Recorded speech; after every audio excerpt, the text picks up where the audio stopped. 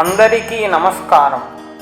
ఇప్పుడు మనం శ్రీల వేదవ్యాస ప్రణీత మూల శ్లోకములకు అంతర్జాతీయ కృష్ణ చైతన్య సంఘ సంస్థాపకాచార్యులు పరమ పూజ్య శ్రీమత్ ఏసీ భక్తి వేదాంత స్వామి ప్రభుపాదులు ఆంగ్ల ప్రతిపదార్థానువాద భాష్యములకు తెలుగు అనువాదములోని విషయ సూచికను శ్రవణం చేద్దాం.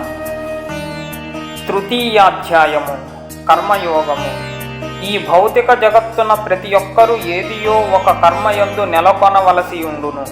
కానీ అట్టి కర్మలు మానవుని ఈ జగత్తున బంధించుటయో లేక దీని నుండి విముక్తిని గావించుటయో చేయును.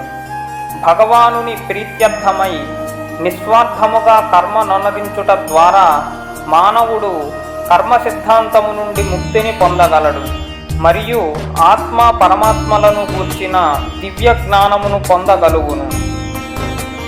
ధన్యవాదములు.